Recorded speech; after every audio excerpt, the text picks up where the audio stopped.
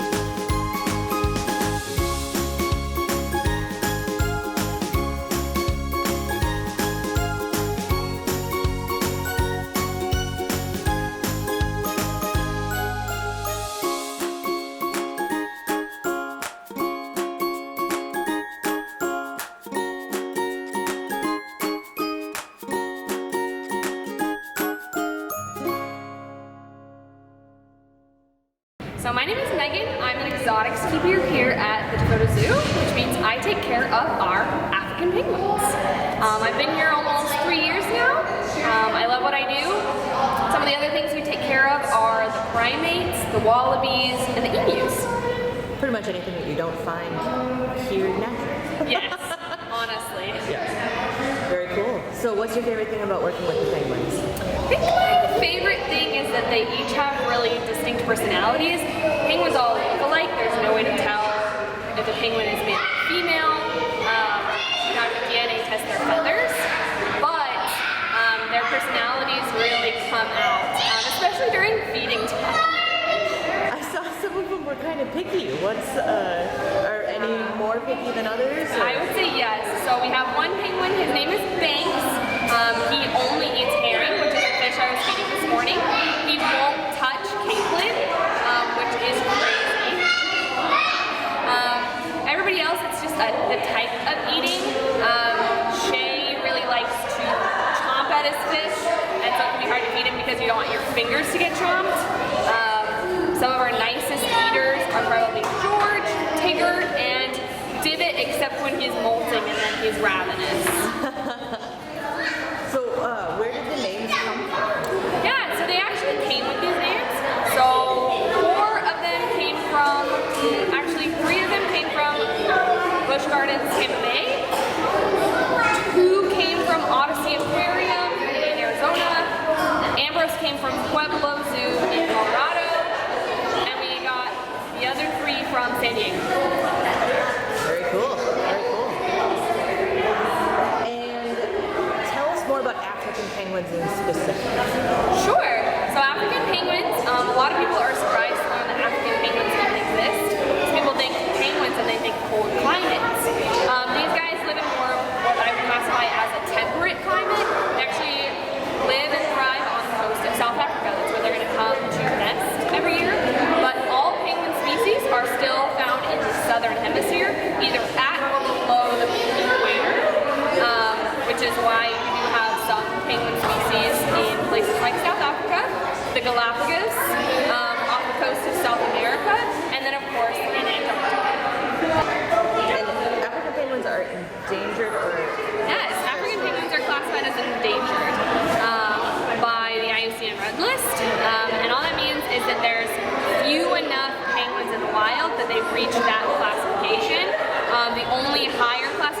is critically endangered.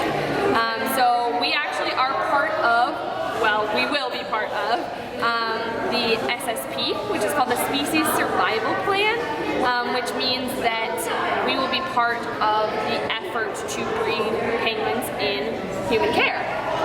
So they actually, it's this year, the people who meet and discuss that and genetics in zoos, they're meeting this year to discuss the entire penguin population in human care, and they're going to decide who should go where and who should breed with who, and to keep genetics healthy in human care. And so we are slotted to get a recommendation for females sometime at the end of this year. And then eventually they will all make their way here and we'll be able to breed penguins and be part of that conservation effort for this endangered species, which is really fun. That's awesome. So currently all the penguins are males? They are. We have 9 boys. 9 boys. Wow, that's a lot. That's a lot. Oh, and when the females do come, can the public look forward to babies? We would hope so. Okay. So it takes a while for everybody to settle in. It depends if the females are coming from different places. They might not all come at once. Obviously, they're going to have to pair off. Penguins are monogamous, at least per season. So everyone will pair off with a mate. And then if all the conditions are right and they're good parents, we can hope for chicks, which would be really exciting. So that is a goal, I would say. Very cool. Yeah. And the Dakota Zoo is part of several SSPs already, right? Oh yeah, many. We're part of the Siaming SSP, Spider Monkey. I know all the ones for my animals. Przewalski's horse. Quite a few. Palace cat. I was trying to think of a carnivore to throw in there. Yeah, there's a lot of work that the Dakota Zoo puts into helping endangered species or critically endangered species. What does that feel like as a keeper? Oh, that's a good question. I would say it feels empowering. I feel like a lot of the reason that I became a zookeeper was to be involved in conservation, and it's really exciting that more and more zoos, including Dakota Zoo, are being part of those efforts.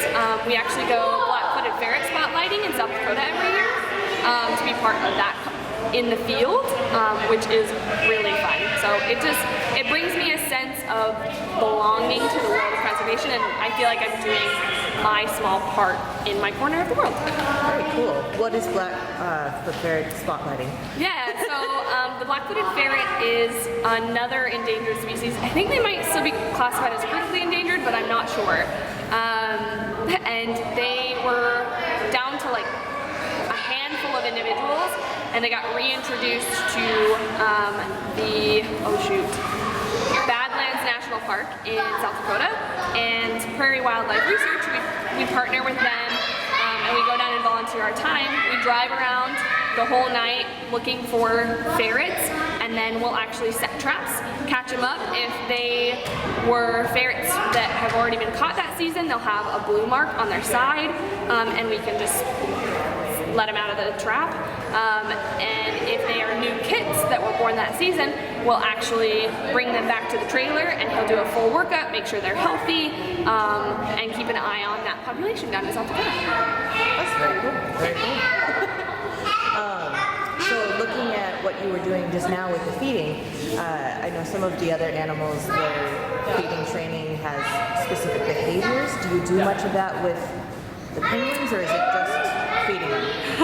So the one thing we're working on right now is they have a scale that we keep in the building. We're trying to get them familiar with that scale. Eventually it would be nice if we could feed them one at a time on that scale. Right now when they're feeding, they all kind of crowd, so that we would have to do it in a way that we could make them go single file, but then we could get weights on them whenever we needed without having to restrain them, which would be really nice to keep an eye on a healthy weight. Very cool, very cool. Do you have a favorite? You said they all have different personalities. Oh, that's so hard. I feel like you can't pick a favorite, but I think the penguin that lets us interact with him the most is probably Ambrose, which I like. Like I said, Divot's the nicest feeder when he's not molting, and so I like a penguin that's easy to feed. likes the keepers most, so we have a special bond with him. It's just too hard to choose. It's so fun that they're so individual. Yeah. Like you said, especially, it's impossible to tell them apart, so it's really hard to imagine that they have unique personalities. Yeah, that's but fair. That's very cool, very cool. Awesome.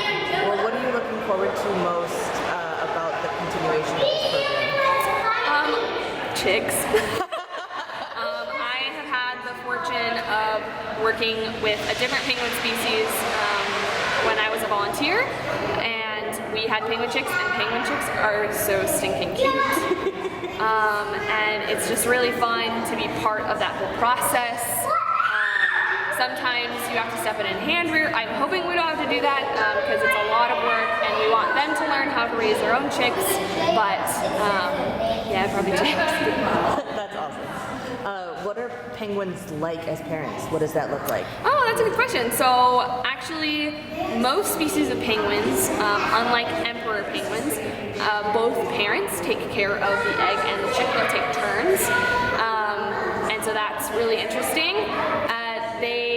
They'll sit and incubate the egg. I forget the incubation period, but for however long that takes, and then the egg will hatch, and they'll be eating more because they'll regurgitate food for the chick. So the chick is eating fish still. It's just blended fish from mom or dad. And then the baby penguins are actually going to be born with downy feathers, not waterproof. And so then a big part of mom and dad's job is to keep the penguin dry. The penguin chick really doesn't leave the nest till a couple months old. And usually they aren't going to be trying to go for a swim. But sometimes in a crowded colony, falling in the pool isn't unheard of. And so parents will keep their chicks away from the water's edge. And then when the penguins reach full maturity, they'll go through their first molt, get all of their adult feathers, and be waterproof like the rest of the colony. That's very cool. And then mom and dad's job basically stops. As soon as they're waterproof and can eat on their own, mom and dad are done. Okay. Do you see continued family bonds with penguins, or are they more of a flock? I would say they morph into more of the, as soon as the baby penguin is old enough to kind of function on its own, be independent, it is very independent. It's just part of the colony now. Then it'll take another season or two for that now juvenile penguin to pick a mate and start a family of its own. Very cool. Very cool. So penguins from cold climates, you'll see them when the egg is born, they hold the egg on top of their feet to keep them warm, but I'm assuming African penguins wouldn't need to do that. Yeah, so you're probably thinking of emperor penguins. They're the most well-known, lots of documentaries. And so yeah, until the egg is hatched, the dad penguin they have a little pouch, actually is why they're holding it on their feet. There's a pouch on their belly that they're holding it against because it's right up against their skin, so they're using their body heat to warm the egg. African penguins also have that pouch, but since they're in not as cold a climate, the egg can just sit in the nest and then they can lay on top of the egg. Okay. So they do nest, and it's more of like what we would see chickens, they sit on there. Yeah. Perfect. What do you do for, do you use toys with the penguins, things like that to keep them? That's a good question. We do. So everything at the zoo gets what we call enrichment, which is something to enhance or change up their daily routine. They are in an unchanging space, and so we want to mix that up for them, challenge their brains. So last night they have a little rolling mirror. Last week they got some holy balls with rose petals in them that when they rolled them, the rose petals would fall out. So just anything to interact with or engage their senses. Keep them challenged so they don't get bored or lethargic. Yep, keep them mentally stimulated. And these guys have a requirement of 3 times a week. A lot of people have a concern about zoos in general, that the animals are in cages and that they're not free to be in the wild. How do you as a zookeeper respond to that? Like, what is your feeling about zoos? Sure. So I would counter, a lot of times terminology plays a big role. A lot of people will use the term cage. We actually don't use that term in zoos because they're in human care. It's their habitat. It's a really nice space, whereas cage is sort of a negative connotation. But I would say, people having concerns about animals living in human care, they think they should be free in the wild. Unfortunately, a big part of zoos and conservation in zoos is that there's not a lot of natural habitat left for a lot of these animals. Penguins specifically, fish is a big problem right now. There's rampant overfishing, and sometimes that can entail, if fishing isn't done or regulated properly, they can be taking males and females. Sometimes there's regulations where they're supposed to throw the females back so that they can keep spawning. And if that's not happening, which is one of the problems, or if they're pulling more fish out than is sustainable, which has been happening, then penguins don't have food to eat in the wild. Obviously habitat is still there, we still have oceans, but for animals like tigers and gorillas, smaller and smaller habitats are a big problem as the human population expands. Habitat fragmentation, just cutting a habitat in half, can do big things like roads. That's why things like the reintroducing black-footed ferrets into a protected park and helping boost that population. We are actually part of a release program for Przewalski's horses, releasing horses back into places in Mongolia that are protected. But unfortunately, we're at a critical point where critically endangered animals, if we don't act now together as a planet, are facing extinction.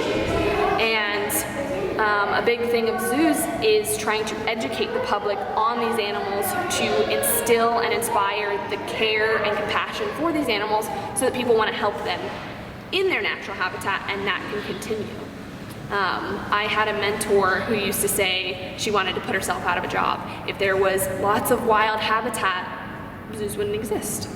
But it makes me really happy to be part of the solution, even if not everyone sees it as a perfect solution. Nothing is a perfect solution. And in a lot of ways, this is the best solution, because there's so many staff that know so many things about these animals that can care for them in the way that they need, but also, like you said, educate the public, give them FaceTime with these animals and see, like, firsthand, this is what we're trying to protect. This is what we're working towards as a planet, to preserve these species. Yep. Actually, something particular with penguins that people can do right from the grocery store or restaurant is Monterey Bay Aquarium actually has an app for your phone called Seafood Watch Guide. And it classifies fish as sustainable in the green. I don't remember what, it's like yellow and then red is not sustainable. And so you can actually scan barcodes at the grocery store. You can inquire at restaurants like, where was this fished? And be more conscious and a sustainable consumer. Okay, I think that's everything. Is there anything else you wanted to share about the penguins or about your job? Or I guess the only other thing is, right now we're in the middle of molting season. Penguins undergo what's called a catastrophic molt, which sounds really scary. It just means that instead of molting a couple times a year, they molt once a year. And they're gonna lose all of their feathers and gain all new feathers head to toe in the span of about 3 weeks. So they're gonna gorge themselves on fish leading up to that molt, because a lot of times, especially in the natural habitat, salt water, when they're shedding those feathers, they're now not waterproof. Luckily in here, sometimes they still go for a swim because it's a nice temperature regulated building, and they can warm up, but they will stay out of the water as much as possible. And then during their molt, they're gonna eat almost not at all, because that would be natural, they wouldn't be hunting. That's why they ate a lot before their molt. And when they're all done, they have nice, sleek new feathers. They go back to normal eating habits, and then they don't have to do it again until next year. So while they're molting, are they like featherless, or are they just slowly replacing the feathers? So sometimes, yeah, you can see like whole patches of pink. Last week, Ambrose is nearing the end of his molt. He had like a nice like ruff around his neck where he was like losing feathers. So they look way different when they're molting. Very cool.